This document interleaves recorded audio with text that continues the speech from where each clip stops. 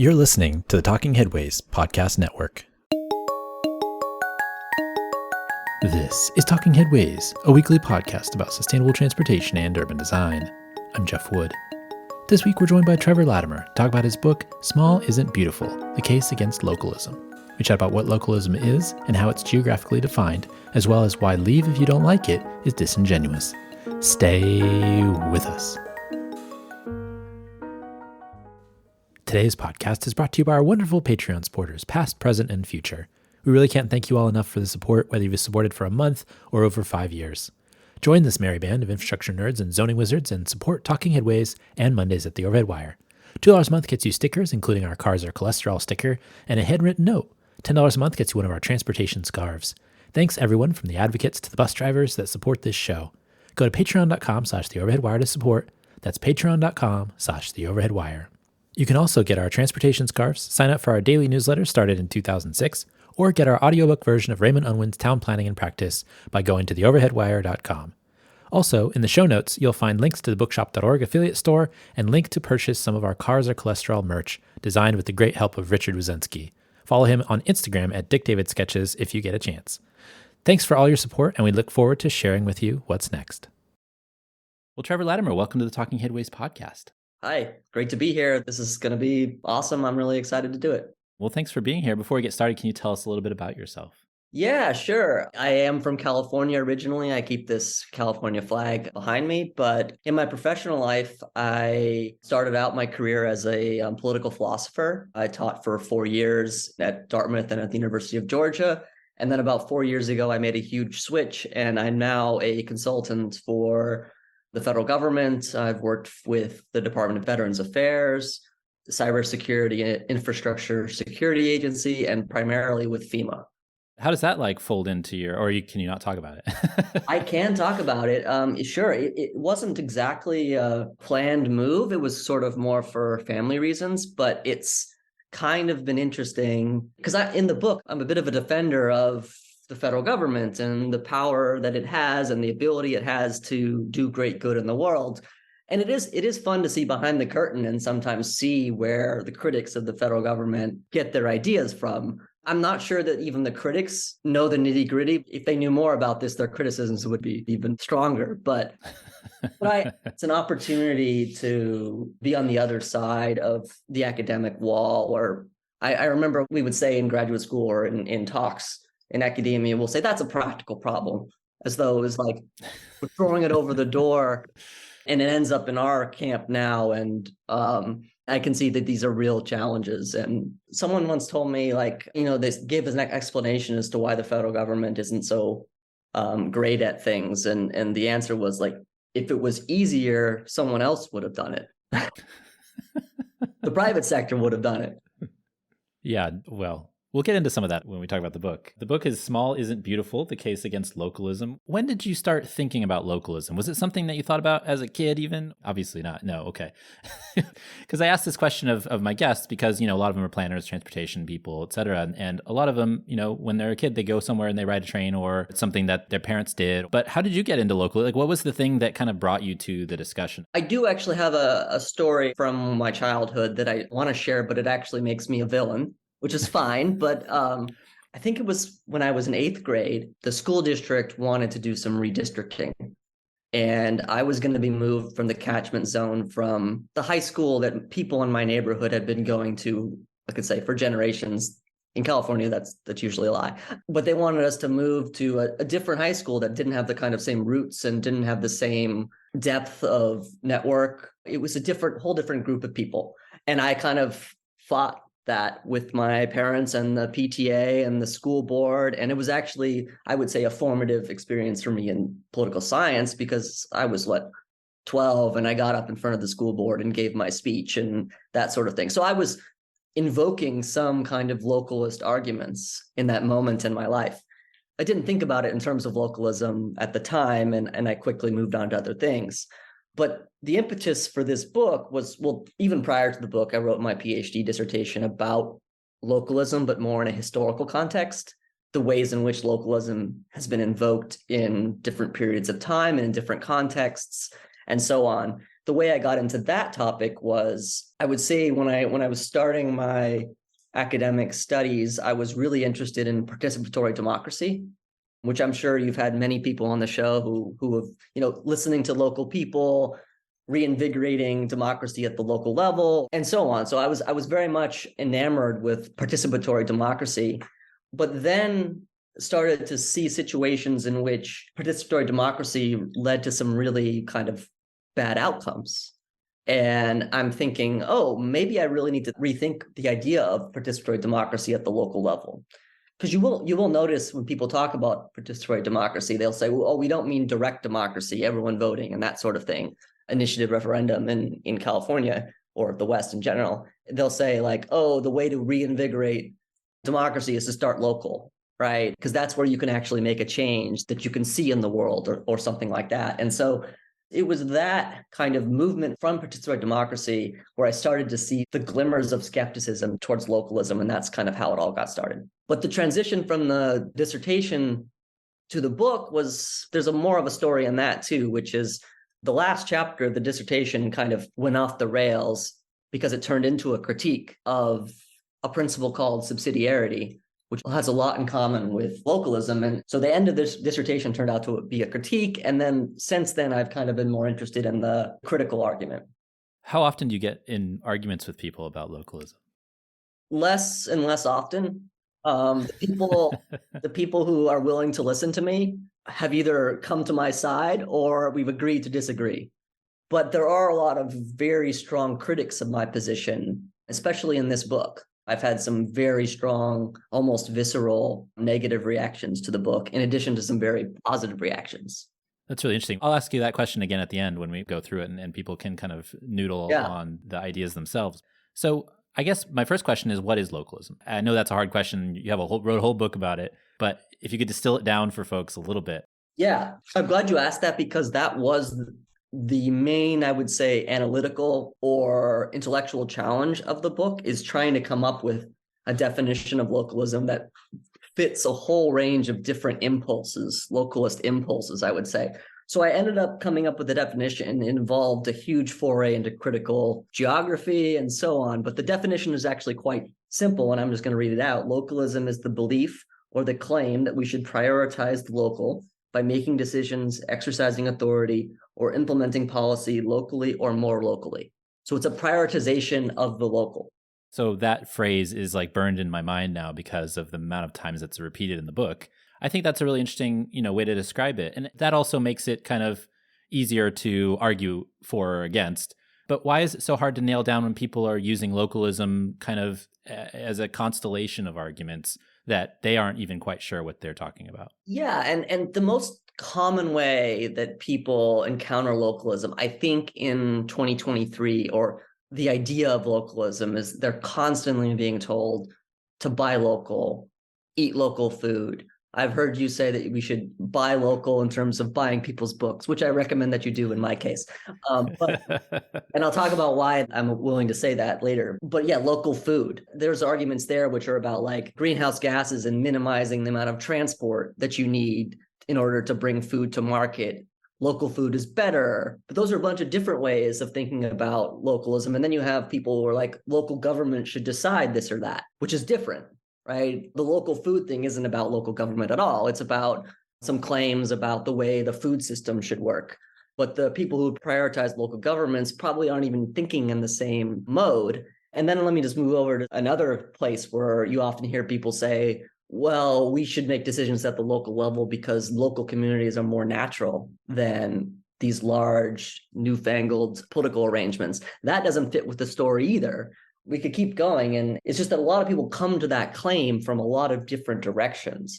And to toot my own horn, that was one of the accomplishments of the book, is be able to say, like, these people have very different impulses and reasons to come to this idea, but really they're talking about the same thing once we distill what's unique or what's common to all these different perspectives. So you have tyranny, belonging, nature, democracy, knowledge, efficiency, and you define those more as you get into each chapter. But each of those you kind of break down, you distill, and you argue as to why those don't make sense as arguments for localism. Was there one that was harder than others to break down and distill and maybe even argue against? The hardest chapters to write were the despotism chapter, or tyranny chapter, it's called now. But I don't actually want to say that one. I think it's going to be the belonging chapter, is that we should do things at the local level because it's at the local level where we have the kinds of relationships that are most important to us. We have a closer connection with our neighbors than we do with someone across the country or somewhere in Bangladesh or Germany or whatever. The density or the thickness of our networks and interactions are at the local level. Therefore, we should prioritize activity at the local level. And that makes sense as an argument, but the reason why I have difficulty with it is understanding from a moral standpoint why it's okay for us to prioritize people merely because they're around us. Like, I live in New York City. I didn't come to New York City to develop bonds with my fellow New Yorkers. Many people move to New York City because they don't like the bonds that they have developed in their local communities. So it's a place of anonymity, which people like. And that kind of extends to me as to why we're allowed to favor these kinds of relationships, even if they're spatial, that are morally arbitrary, I would say. Some people will argue against that. And the reason why I found that chapter to be most difficult is that's kind of a huge debate about intuitions about moral life. I often I have difficulty as a moral philosopher understanding why it's permissible for me to favor my family over others. Like, I understand as a human being that that's what we do in our society, but when you start to think really hard about it, is why am I allowed to essentially be selfish towards my own people as opposed to those people when they have an equal claim on me? It reminds me of Lewis Worth and Urbanism as a Way of Life, which is a piece he wrote back in 1938, which basically set the stage for the sociological understanding of cities. And actually, we read it in full. The University of Chicago was kind enough to let us do that. We read it in full in episode 200. But basically what he says is that, cities are places where people can disappear if they wish. They can specialize. They can get together with other groups and advocate for things, or they can be anonymous, right? And so I think you make that point a little bit in the book when you're talking about people who want to get away from their neighborhoods. They want to get away from the localism because the localism is not kind to them. People who, maybe moved to the Castro district at a certain point in time in history, and even maybe now, moved away from their smaller towns in other places because it was a place where A, they could be anonymous, but also B, there was a community that accepted them. And so it's interesting to think about it in that perspective too, where Lewis is basically saying like urbanism is something different that comes out of this agglomeration of peoples, but it also changes the way humans act towards each other in a good way for a lot of people who didn't want to have that local experience.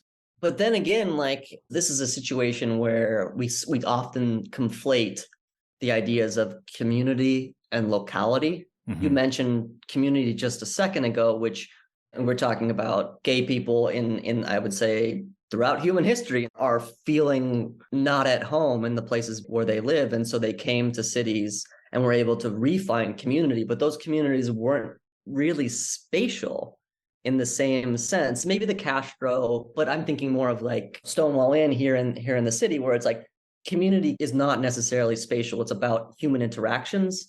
So those two ideas just don't necessarily line up. But it also goes to this question about, what is the geography of local? Like, what is the spatial aspect of local, and what does that mean? Does local mean state? Does it mean, metropolitan region? Does it mean your neighborhood? Does it mean your neighborhood association? It's relative. Philosophers or critical geographers will talk about space being relative. To put it more simply, it's that local is always local with respect to someplace else. So the neighborhood is local with respect to the city is local with respect to the state is local with respect to the national or federal government, and then with respect to the world. And then there's an example I use in the book. It comes from Hitchhiker's Guide to the Galaxy, because my mother was recently trying to read my book. She was saying it's very slow going to me, but she really got the Hitchhiker's Guide to the Galaxy example, which is Arthur Dent is dealing with the local planning commission who want to knock down his house to build an expressway. And he goes and lies in front of the tractor and is doing all that sort of thing. And then he hears a voice from the heavens from, I think they're called the Vogons, which are a group of alien folk who are coming and they're asking everyone on Earth to prepare themselves for their planet to be obliterated. And Arthur Dent and the folks with him are like, why? How can you do this? And they say something like, the plans have been on file for you to object to on your local planning office in Alpha Centauri for months. You could have raised an objection then. Why didn't you? And so the point of that story is that Earth is local in the galaxy, whereas the neighborhood or the planning commission for Arthur's house are both local with respect to something else. That's the way I depict it in the book, but I recognize that that might be foreign to some people. A lot of people have a particular size in mind when they think of the local. I do, however, think that you and I might have a different sense of the local in mind based on our own frame of reference. So cities are local, right? But I live in New York City, where like even Manhattan seems like it's not local. The East Village is called the East Village because it used to be a village. I also used to live in Los Angeles, which is a very distributed city, as you know, and you don't really think of yourself as, some people will say a Los Angelino, but they more identify more with their neighborhood than they do. And those cities are so large that localism there makes very little sense. But they're also in a certain period of US history, 19th century, where politicians would often refer to state governments as local governments. And so I think most people think local, they think either neighborhood or city or town or village. Does that fit with your sort of understanding? I guess so, but I think I might be more advanced in terms of what I think about. Why I'm saying this is because recently there's been a lot of discussion about housing. It's a big topic. It's a topic that kind of permeates a lot of things, but especially in my world, housing and transportation is the main connection that we make to cities. And here in California, obviously, I'm in San Francisco. The state has been more proactive in taking, kind of action against local communities and the local decision making that's been happening. And so when I think of local, I'm thinking of Palo Alto, San Francisco itself, places like that, but also as it pertains to the state, because the state is going to come crashing down on almost every city in the Bay Area, right? Which includes 2 MSAs in federal parlance. And so I'm thinking about it from that perspective. I mean, that's my relationship to thinking that local isn't good, is the housing situation, which is, if we allow these little kind of fiefdoms to control the housing, then all of their problems get pushed to every other place in the area. And even nationally, I mean, you can see this from the discussions about, people moving out of California and the state as a whole, because it's expensive, from LA all the way to San Francisco to all the way to the northern border with Oregon. And so that's the way I look at it, is from that housing perspective on a specific topic. But I think your book kind of illuminated why I feel that way about that, and why I think that that's an important thing to think about in that Russian nesting doll way that you describe in the book, in that everything local is relative because there's always a bigger fish. That's a really great way to put it, and I'm glad you put it that way. And I'm also glad that you mentioned the actions of California against localities, partially because I haven't lived in California for a long time, and I didn't know they were doing that, and that sounds great to me. But it also kind of contradicts a story that I tell in the book, which is that I think I say that localism is on the march. And I think there, I mean that localist arguments have become more and more familiar to us, insofar as we might be a little surprised to hear that the state is taking such a strong line against localities in housing at this particular moment. In our Russian nesting doll, I think the people that listen to the show are not surprised because we talk about it all the time. Yeah. But the people who are acted against in that way, we'll call them NIMBYs, just as a general term, even though not everybody is like that. But the NIMBYs are surprised. They are upset. They're distraught. They have meetings all the time in which, interestingly, people on Twitter kind of sneak in and tell what they're talking about. And so I think you're seeing that here. I don't think it's a surprise, but also the people who aren't necessarily fighting for more housing. I'm not going to say YIMBYs, but I'm just going to say that there's a general, kind of need for more housing across the United States, not just in California. And so I think that argument of localism is hitting the people who they want to keep it the way it is, but there's a lot of forces who are against them, and maybe they don't understand why the state is coming down on them so hard, and they want to keep things the way they are. I mean, even tech moguls who argue that San Francisco should have built more housing are fighting against housing in their local community, whether that's Palo Alto or any of the really rich suburbs, Atherton on the peninsula, right?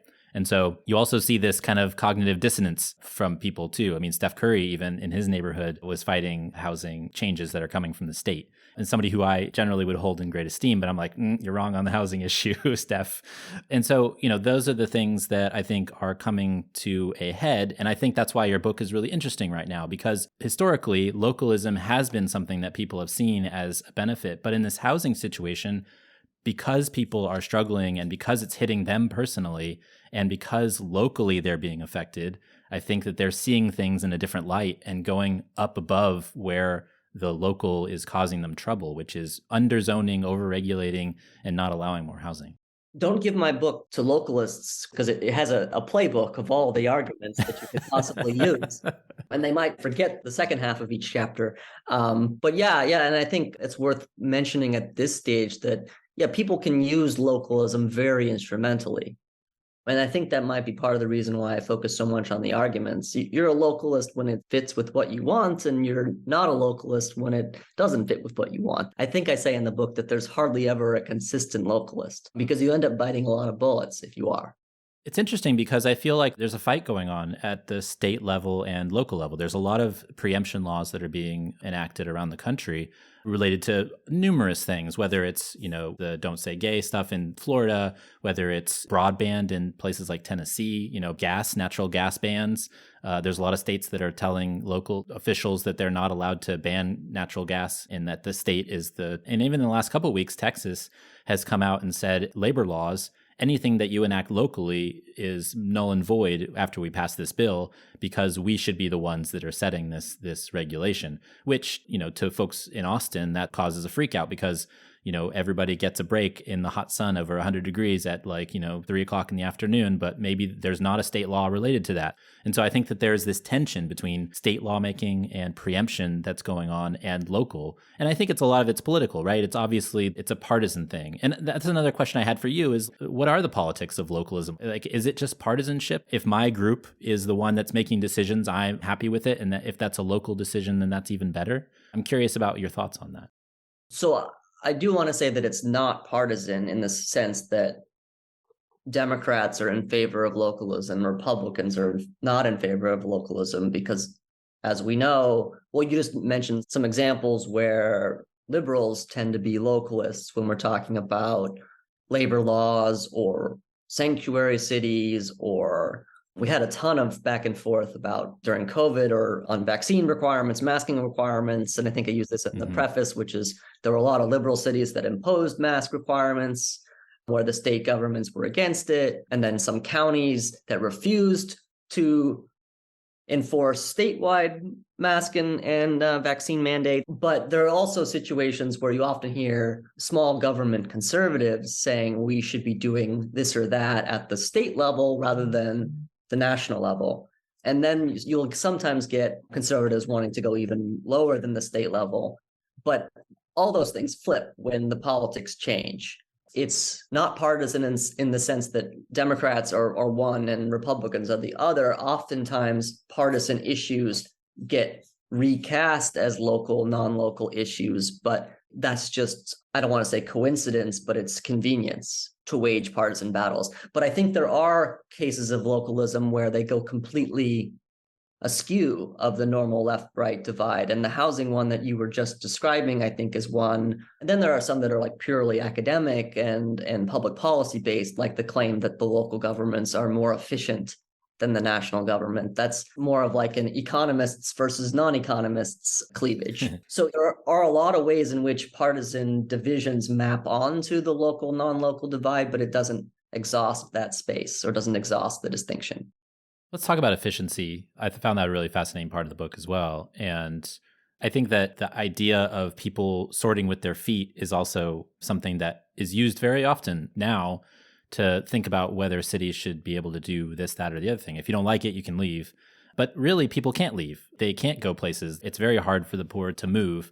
And we're finding that out with this kind of migration as it is. There's a lot of places around the United States where there's a lot of opportunity and there's a lot of jobs and there's a lot of housing growth and it's cheaper, et cetera. The Sun Belt is a famous example. But people who are in need of those jobs or maybe should be moving to go to greener pastures from where they are now aren't able to because it's so expensive to do so. And so it feels like that's an argument, as you mentioned in the book, of the rich and not necessarily an argument for everyone. And actually in the book, I do some kind of back of the envelope analysis I just base it on, I think it's Fed estimates of the amount of money that people have in their transactional bank accounts. So money people can spend in the moment versus average moving costs. And that's not even counting like first and last month or security deposit on an apartment. I think 60% of Americans can't afford to move. Yeah, I think you mentioned this number stuck in my head. It was like $5,000, but I feel like it's even more. 10,000 is probably, if you add in first last month's rent, moving costs. If you need to get a truck, if you move yourself, it might be cheaper, but it's also your own labor that you're using, and that might be stressful as well to get a whole household into a truck and out of a truck. It's expensive. Oh, I'm glad you mentioned the psychological toll because I've moved about 10 times in my life, and it's like the worst thing that I have ever done, the most miserable thing I've ever done. And that includes my general exams in graduate school. And what it ends up doing is that the rich just do in dollars what the poor do in stress when you're moving. Yeah, you can rent your own U-Haul, pack your own boxes, put it into the truck. But that's buy pieces for your friends because you need them to carry your couch. If you're lucky to have friends, right?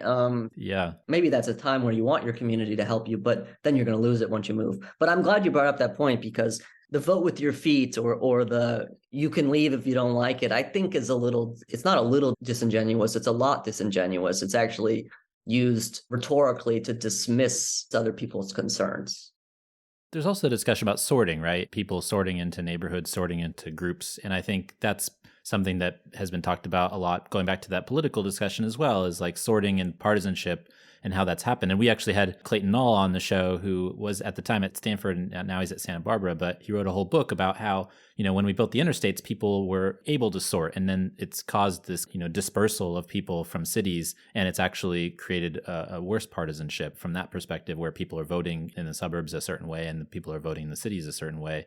And I think that's interesting because it kind of goes to that sorting and why that causes maybe some consternation over time. But often the argument can also be that sorting is good. Yeah. It goes both ways. I think the localists that I think of usually use sorting as a positive thing, which is you get to live with people of like mind, and then you're able to choose the level of services you and your community members most desire or fits with your needs. I think that's based on like a pretty abstract and unrealistic version of social life, where all of a sudden we all want the same level of, we all want medium quality schools and medium quality water, whereas that community wants high quality water and high quality schools. We all want the best.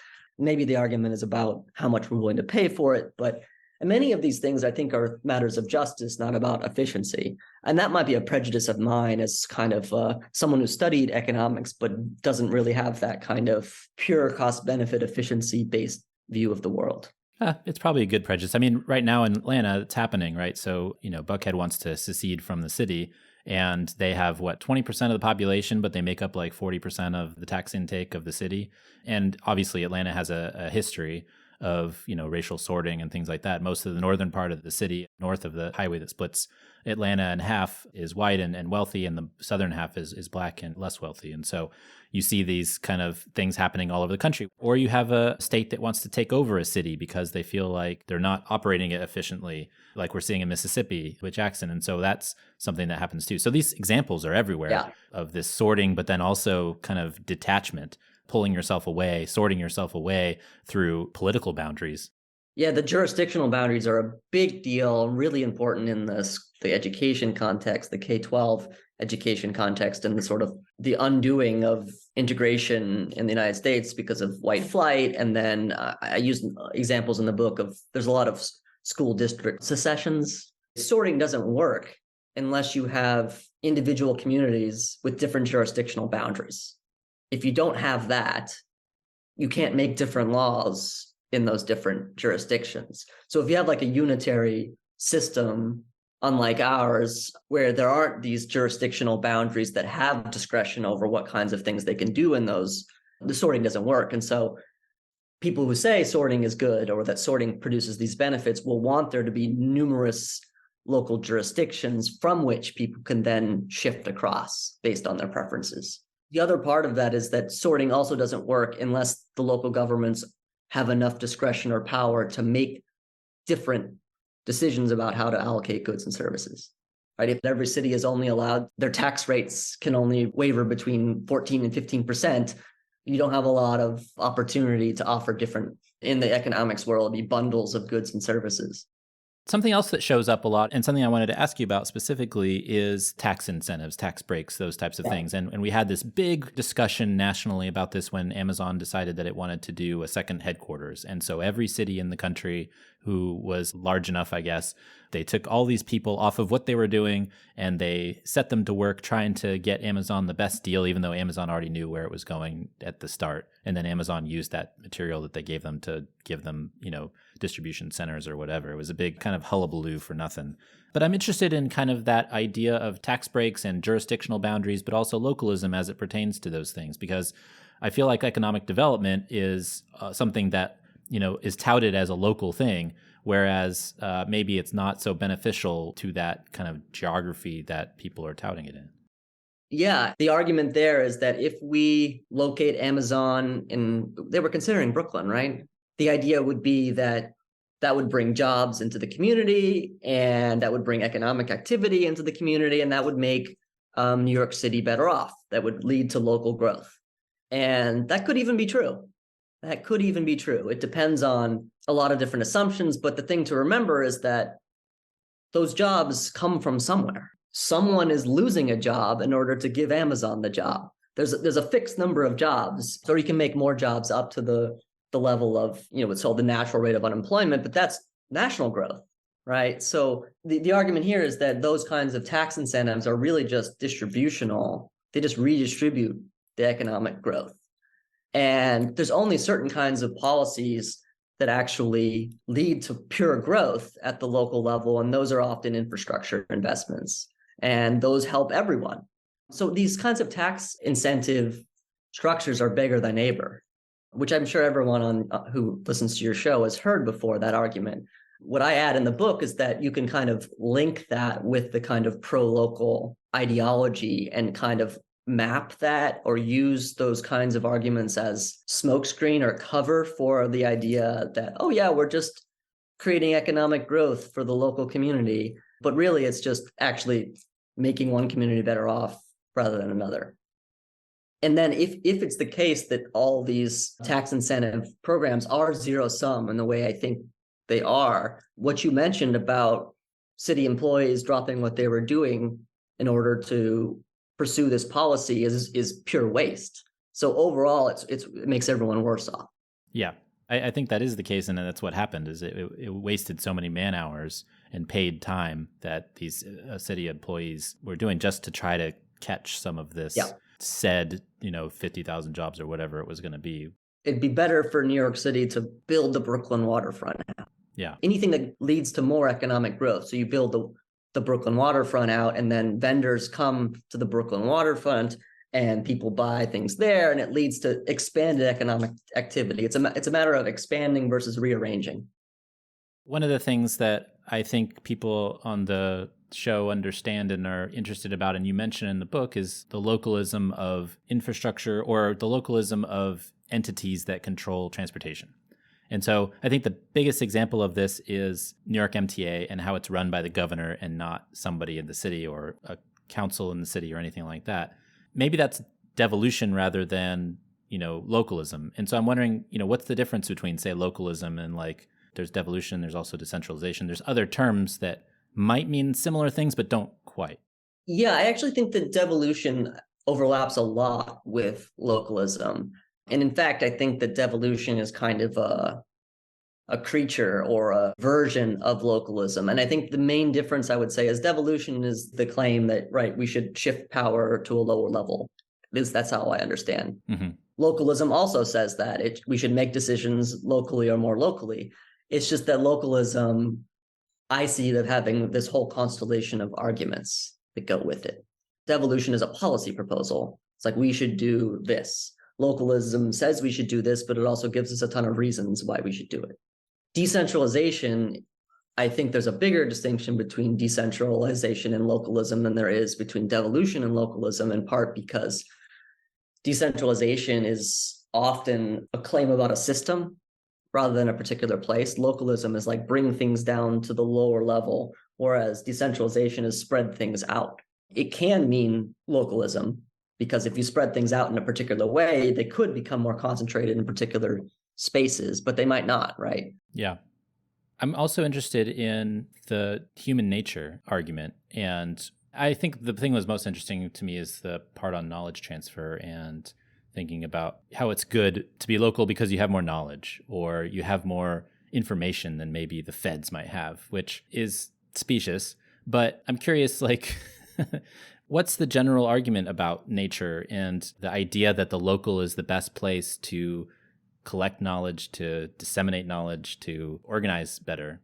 I'm glad you brought up knowledge, because you asked me earlier in this podcast about what argument I had the most difficulty grappling with, and I gave you the wrong answer, because you've now reminded me that it is the knowledge argument, and that this is the shortest chapter in the book. And it's because I don't deny that there are certain kinds of knowledge that are irreducibly local, or maybe not irreducibly local, but people who are close to the thing have a lot more opportunities and are much more likely to know certain kinds of things than a distant official.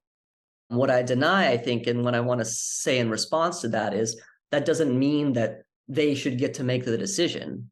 They have this knowledge, and this knowledge should be accounted for, should be included in making the decision. But oftentimes the people who have the knowledge are the people who can then hoard the knowledge, use that knowledge to their advantage, and so on. A lot of these knowledge arguments come out of, I think, an era in which central governments across the world sort of rode roughshod over local people and ignored local knowledge, leading to all these kinds of mistakes or losses of certain kinds of knowledge where, for instance, certain kinds of agricultural practices, they work in that place and the local people know that because they've been doing it for thousands of years or whatever. I think what I want to say is that that local knowledge is important, but it shouldn't be hoarded by local people. Local people should have mechanisms to transmit that knowledge to other decision makers, and that local governments or local people should be making decisions with higher level governments, because higher level governments have a different kind of information. They have the information for how this works in different places. They also are the unit that can take that local knowledge and spread it elsewhere and make that kind of knowledge available to others. Like, what if community A has these kinds of agricultural practices that work really well, and community B is actually the same in all important respects, but they don't have these agricultural practices? If you have an insular local view, you might not ever be able to get those agricultural practices to the other community that could take advantage of them. And so, yeah, I really do respect the empirical reality that local people have access to certain kinds of knowledge that other people who aren't as near to it don't have. I think that the example you give in the book is really informative in that, you know, Ethiopia was trying to rethink how people were dispersed on the land. And so they moved all these local farmers to places where they weren't familiar with. And so a lot of people died. There was a lot of famine. There is something to be said about understanding how the soil is and what time of year you need to plant and what you do if something goes wrong, which has been passed on from generation to generation. But if you move that person off that specific plot of land that they know so well, it all goes to hell. And so that local knowledge is actually really important. And I think that point was really well made when you were discussing that. Yeah, because I absolutely accept that. And I think my only reply to it, or the weak reply that I make about it in the book, is like, that information can be transmitted. That information can be given to scientists in the capital, and local people and the scientists can work together and say, hey, we totally understand why this works. Have you also tried this thing that might improve your practices even more? And then, like I said a second ago, which is transmit that practice elsewhere. The problem in those cases was hubris on the part of the Ethiopian government. Hubris or flagrant disregard for human lives or pure idiocy. I mean, localists sometimes will say, oh, we're localists, or we think local knowledge is really important because it keeps us away from this situation. And I don't think we need to be localists to admit or to agree that what Ethiopia did was bad, wrong, and stupid. Don't do it like that again. You don't need to be a localist to avoid that lesson. We take the lesson, those of us who are skeptical of localism. And that's why that chapter, I think I'm most sympathetic to the knowledge argument, because I can just accept it. One of the things I like about the book is that you say many times that you're not necessarily against localism. You just want people to make good arguments for it rather than just accepting that it's the way to go just because that's the way it is. And I think that's a really important point to make. And I think it's interesting to have an argument against something, even though you think you think it might be okay in some instances. And so I'm wondering where that kind of line of thinking came from. Well, I think there are some examples where localism is absolutely the right thing to do. I see the empirical world, and that has worked. In the book, I have a consequentialist kind of approach to making these kinds of decisions. And it's a very loose version, a kind of non-academic version, which is do whatever we need to do to make people's lives go well. And I don't mean that in like a means ends sense, but that we judge the quality of a arrangement by whether it makes people's lives go better. And if there are cases in which doing things more locally make people's lives better, I am for them. I just think that happens far, far less often than certain kinds of proponents of localism assume or attempt to convince us of. And it's because those arguments are not as good as they think they are. The intuitions often behind them have something to them. It's just they're often taken too far or taken ideologically or taken without criticism. And so the book is very much getting people to stop and think about these arguments before deploying them in ways that could lead to harm.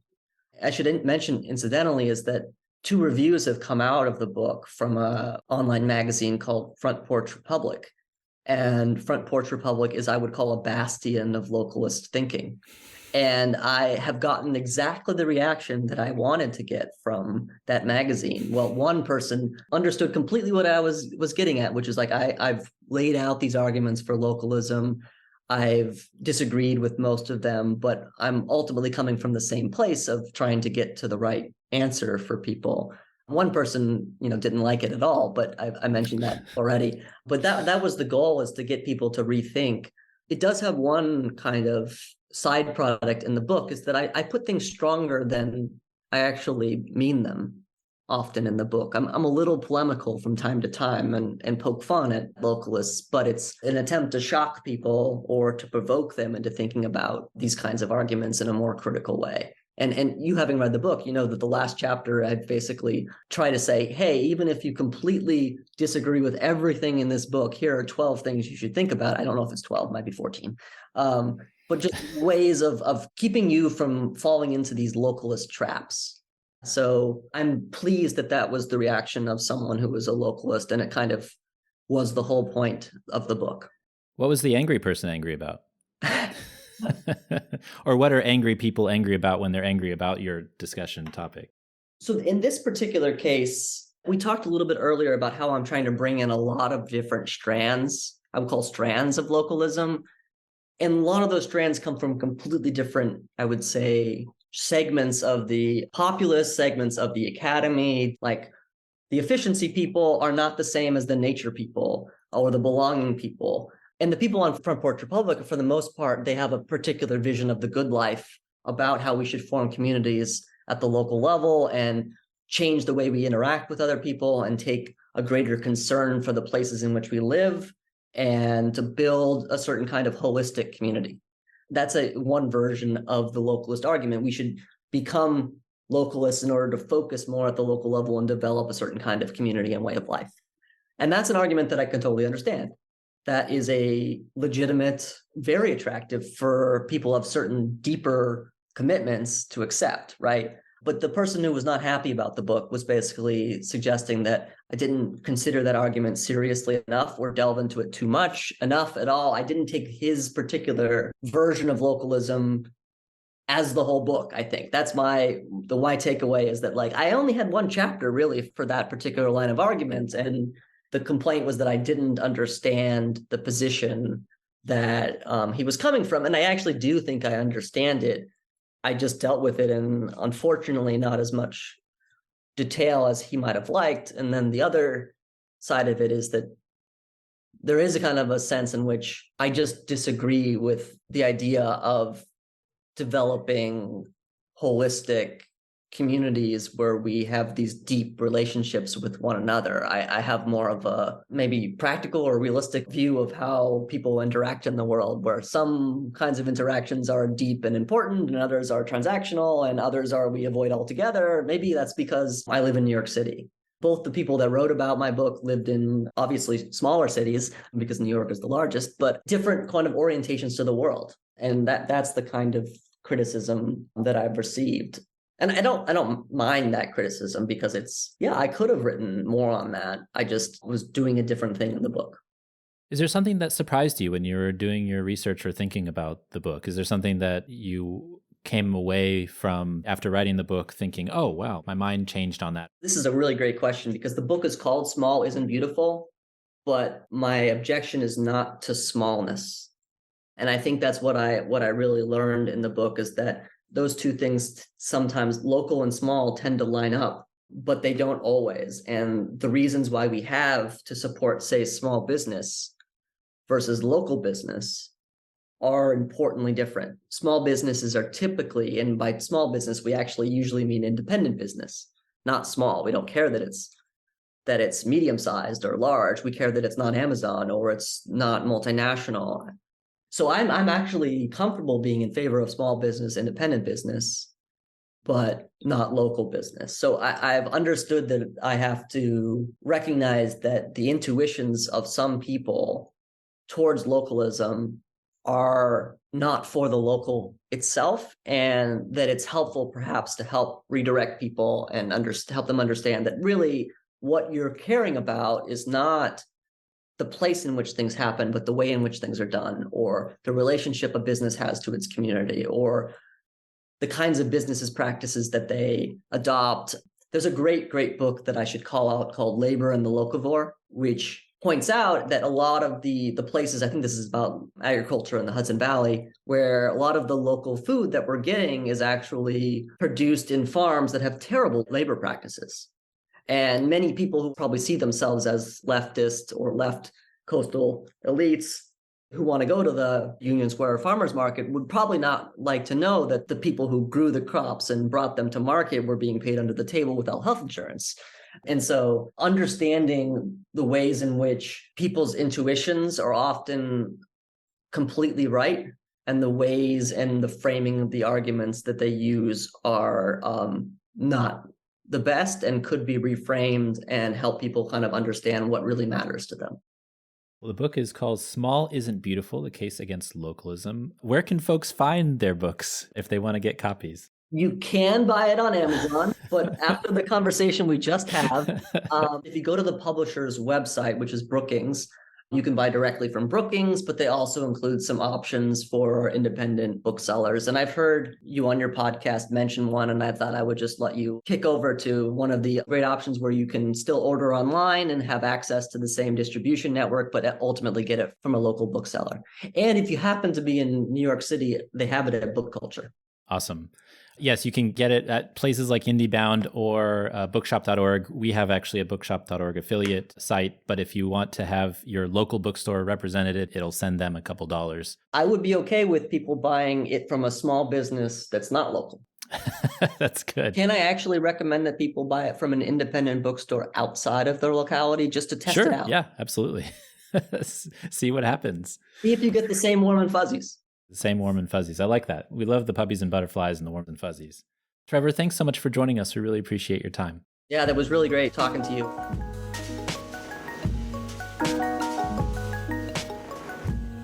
And thanks for joining us. The Talking Headways podcast is a project of The Overhead Wire and published first at Streetsblog USA. Thanks to our wonderful Patreon supporters for sponsoring this week's show and Mondays at The Overhead Wire. Find us at patreon.com/theoverheadwire. And you can sign up for our 16-year-old newsletter at theoverheadwire.com. And you can also listen to our show on your podcatcher of choice, including Spotify, Stitcher, SoundCloud, iHeartRadio, and Apple Podcasts. And if you can't find it there, you can always find its original home at usa.streetsblog.org. We'll see you next time. at Talking Headways.